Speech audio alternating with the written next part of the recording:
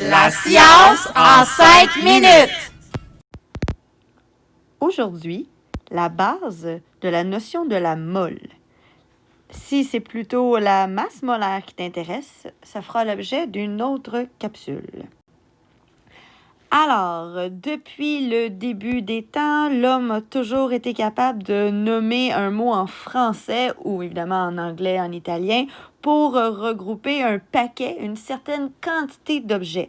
De sorte que lorsque tu entends le mot paire, tu sais que ça correspond à 2 objets. Lorsqu'à l'épicerie, on t'a dit « va chercher une douzaine », tu sais que tu auras 12 objets à aller chercher. Un trio dans un restaurant sera un ensemble de 3 aliments. Et peut-être même, si tu t'y connais en histoire, tu connais le fait qu'un bataillon regroupe pas moins de 300 hommes. Pour faciliter ta compréhension de la mole, nous allons d'abord faire un bref retour sur le concept de fraction équivalente. Dans les examens d'admission des écoles, lorsque tu étais en 5e année primaire, tu as assurément eu des questions assez simples sur les proportions ou les fractions équivalentes si tu préfères. De sorte que si on te demandait, en sachant qu'évidemment, il y a 27 biscuits Oreo dans une boîte, sachant que tu aurais 8 boîtes, combien de biscuits aurais-tu au total? Tu ferais une proportion, c'est-à-dire que tu comprendrais qu'il y a 8 fois plus de boîtes, donc 8 fois la quantité de biscuits Oreo proposés pour un total de 216. Dans le même ordre d'idée, si par contre nous te proposions 72 Oreos que tu avais à classer dans des boîtes, tu serais capable, toujours en sachant qu'il y a 27 Oreos par boîte, de faire la proportion inverse et de trouver que ces 72 Oreos rentrent dans 2,67 boîtes. Pourquoi on t'amène à comprendre le tout avec des proportions et le concept de paquet? C'est que tu dois comprendre qu'en chimie, pour voir un atome, c'est pratiquement impossible. Donc, on a eu besoin de les regrouper en paquets pour être capable de les étudier, pour être capable de les voir. Et donc, il s'agit de M. Amadeo Avogadro, qui a été le premier à déterminer qu'il y aurait 6,02 fois 10 à la 23 atomes et que ce chiffre-là serait la quantité d'atomes dans exactement 12 grammes de carbone 12. Donc, c'est évidemment un chiffre qui a été étudié et qui a été précisé avec les années. En 2018, entre autres, on a précisé cette valeur-là. Donc, tu comprends qu'ici, c'est un chiffre qui est arrondi, mais en secondaire 4, c'est suffisant pour les besoins de la cause. Et donc, cette quantité-là, ce paquet-là de 6,02 fois 10 à la 23 atomes, nous allons appeler ça une mole. Donc, tu connais le mot en français une douzaine qui correspond à 12, trio qui correspond à 3. Et donc, maintenant, tu connais le mot mole qui correspond à 6,02 fois 10 à la 23. Tu dois donc comprendre que comme le mot mole représente une quantité, ça peut s'appliquer à un tas d'objets. C'est-à-dire qu'on pourrait dire que c'est une mole d'œuf, donc nous aurions 6,02 fois 10 à la 23 œufs. Une mole d'atomes, ce serait 6,02 fois 10 à la 23 atomes. Et une mole de molécules serait encore une fois 6,02 fois 10 à la 23 molécules cette fois-ci. Donc, il est très important dans un examen de lire la question pour savoir ce sera une mole de quoi. La mole est donc une quantité.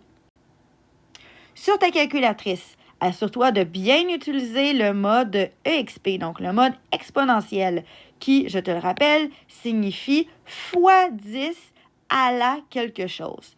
De sorte que lorsque tu vas pitonner sur ta calculatrice les différentes valeurs, tu vas faire 6,02 suivi de immédiatement EXP. Et tu vas compléter en rajoutant 23. Donc, je répète, 6,02 EXP 23. Tu n'as pas à faire x 10, sinon ça va faire x 10 x 10. Tu tomberas donc à 6,02. Oups, désolé, il manque un 0 ici. 6,02 x 10 à la 24, ce qui serait inapproprié. Maintenant, allons voir un premier exercice simple sur la mole. Sachant très bien qu'il y a maintenant dans une mole 6,02 x 10 à la 23. sachant qu'il y aurait 8 moles d'atomes. Nous pouvons donc aller écrire notre proportion de base qui stipule que 6,02 fois 10 à la 23 atomes de silicium correspondent à une mole d'atomes de silicium. Pourquoi ici j'utilise le mot atome? C'est que la question me parle d'atomes, donc de moles d'atomes de chlore. Donc, je ne parlerai pas de molécules, je ne parlerai pas de particules, je ne parlerai pas de bananes. On parle vraiment d'atomes.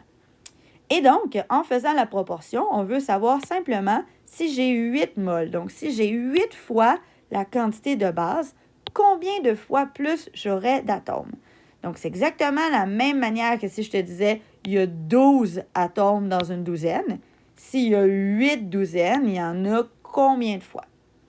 Et donc, par calcul mathématique avec une calculatrice, on fait donc 8 fois 6,02 fois 10 à la 23 et tu obtiendrais 4,816 fois 10 à la 24 atomes.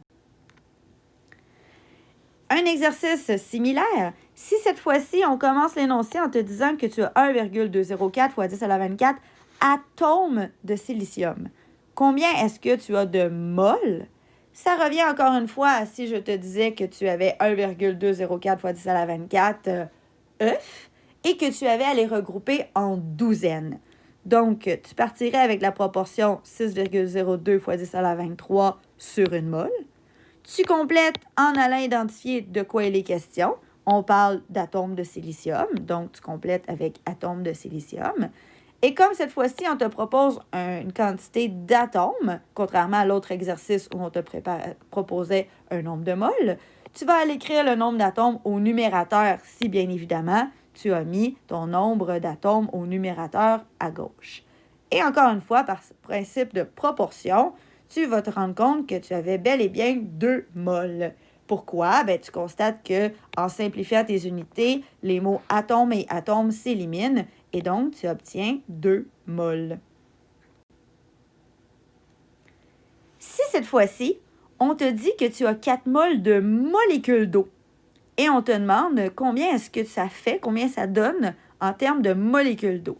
Tu reprends ta même proportion habituelle de 6,02 fois 10 à la 23 sur une mole, mais cette fois-ci, à côté, tu vas écrire molécule, donc molécule d'eau, parce que dans la question, on te parle de molécules d'eau. Et encore une fois, comme c'est au dénominateur que tu parles de la quantité de moles, tu vas aller mettre également 4 moles, et par proportion, tu vas donc comprendre que c'est 4 fois plus grand le nouveau chiffre, ce qui correspondrait à 2,408 fois 10 à la 24 molécules. On rend la chose un peu plus complexe. Donc, si dans un examen ou dans un exercice, on te parle encore une fois, la même quantité de moles, soit 4 moles de molécules d'eau, mais cette fois-ci, on veut savoir combien d'atomes, à combien d'atomes cela correspond. Tu ne peux pas faire la simple proportion de tout à l'heure, parce que si tu fais ça, on vient de le voir ensemble, parce que dans la question, on parlait justement de molécules d'eau, tu vas obtenir des molécules d'eau. Et là, dans la nouvelle question, ce que j'ai appelé l'exercice numéro 3, on te demande combien d'atomes. Donc, il faut que tu te souviennes que dans la molécule d'eau, évidemment illustrée ici, la molécule d'eau a 3 atomes, soit 2 fois les hydrogènes et 1 fois l'oxygène. Si une molécule d'eau correspond à 3 atomes et que tu venais de trouver 2,408 fois 10 à la 24 molécules, tu auras donc 3 fois plus d'atomes qu'il y a de molécules pour un total de 7,224 fois 10 à la 24. D'où l'importance de bien lire ce qui est écrit, l'énoncé bien évidemment, et de comprendre la distinction que vous avez vue en 2e secondaire entre les molécules et les atomes. Bref, une mole, c'est quoi? C'est une énorme quantité, un énorme paquet qui regroupe 6,02 fois 10 à la 23 entités.